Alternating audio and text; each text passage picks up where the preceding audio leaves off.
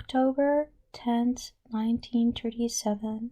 O my Jesus, in thanksgiving for your many graces, I offer you my body and soul, intellect and will, and all the sentiments of my heart. Through the vows I have given myself entirely to you. I have then nothing more than I can offer you. Jesus said to me, "My daughter, you have not offered me that which is really yours." I probed deeply into myself and found that I love God with all the faculties of my soul, and unable to see what it was that I had not yet given to the Lord, I asked, "Jesus, tell me what it is, and I will give it to you at once with a generous heart." Jesus said to me with kindness, "Daughter, give me your misery, because it is your exclusive property." At that moment a ray of light illumined my soul, and I saw the whole abyss of my misery. In that same moment I nestled close to the most sacred heart of Jesus, with so much trust that even if I had the sins of all the damned weighing on my conscience, I would not have doubted God's mercy, but with a heart crushed to dust, I would have thrown myself into the abyss of your mercy. I believe, O Jesus, that you would not reject me, but would absolve me through the hand of your representative.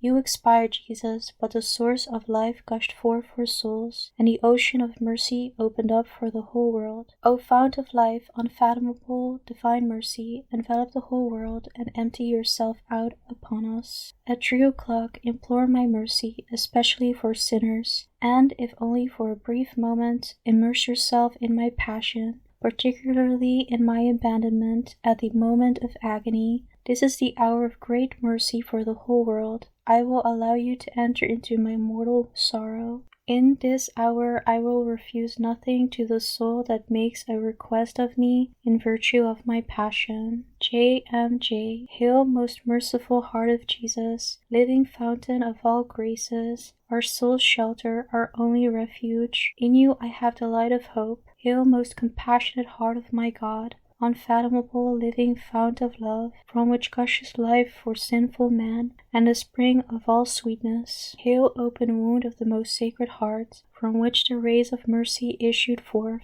and from which it was given us to draw life with the vessel of trust alone. Hail, God's goodness, incomprehensible, never to be measured or fathomed, full of love and mercy, though always holy, yet like a good mother ever bent over us. Hail, throne of mercy, Lamb of God, who gave your life in sacrifice for me, before whom my soul humbles itself daily, living in faith profound.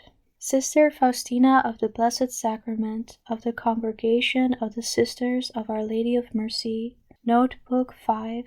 J.M.J. The bark of my life sails along amid darkness and shadows of night, and I see no shore. I am sailing to the high seas. The slightest storm would drown me, engulfing my boat in the swirling depths. If you yourself did not watch over me, O God, at each instant and moment of my life, amid the roaring waves, I sail peacefully, trustingly, and gaze like a child into the distance without fear, because you, O Jesus, are my light. Dread and terror is all about me, but within my soul is peace more profound than the depths of the sea. For he who is with you, O Lord, will not perish. Of this your love assures me, O God.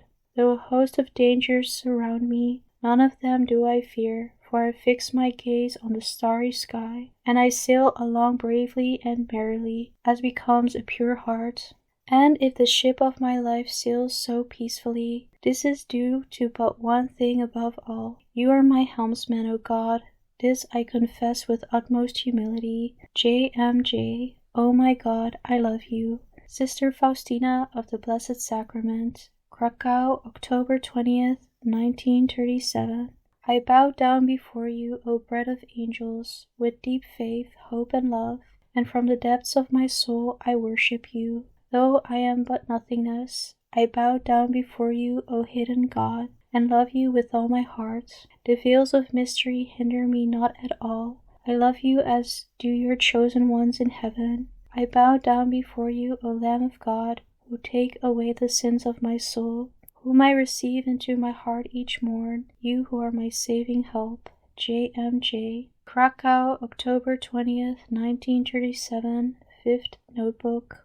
O my God, let everything that is in me praise you, my Lord and Creator, and with every beat of my heart, I want to praise your unfathomable mercy. I want to tell souls of your goodness and encourage them to trust in your mercy. That is my mission, which you yourself have entrusted to me, O Lord, in this life and in the life to come.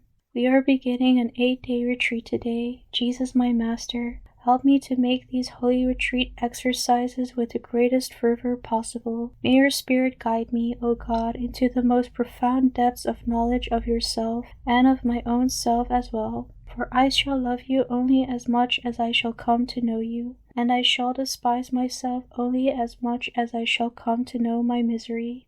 I know, Lord, that you will not refuse me your help. I desire to come out of this retreat a saint, even though human eyes will not notice this, not even those of the superiors. I abandon myself entirely to the action of your grace. Let your will be accomplished entirely in me, O Lord. First day, Jesus, my daughter, this retreat will be an uninterrupted contemplation. I will bring you into this retreat as into a spiritual banquet. Close to my merciful heart, you will meditate upon all the graces your heart has received, and a deep peace will accompany your soul. I want the eyes of your soul to be always fixed on my holy will, since it is in this way that you will please me most. No sacrifices can be compared to this. Throughout all the exercises you will remain close to my heart. You shall not undertake any reforms, because I will dispose of your whole life as I see fit. The priest who will preach the retreat will not speak a single word which will trouble you. My Jesus, I have already made 2 meditations, and I recognize through them that everything you have said is true. I am experiencing a profound peace, and this peace flows from the witness of my conscience. That is to say, that I am always doing your will, O Lord.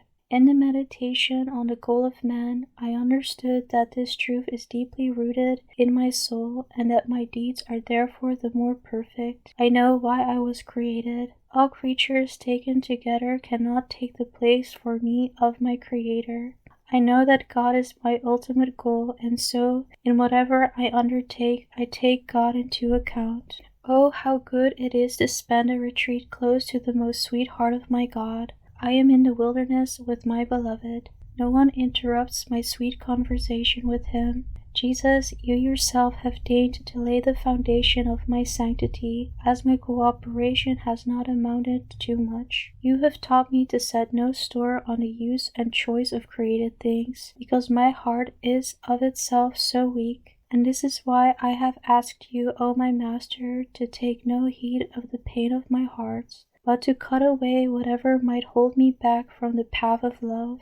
I did not understand you, Lord, in times of sorrow, when you were effecting your work in my soul, but today I understand you and rejoice in my freedom of spirit. Jesus himself has seen to it that my heart has not been caught in the snares of any passion. I have come to know well from what dangers he has delivered me, and therefore my gratitude to my God knows no bounds.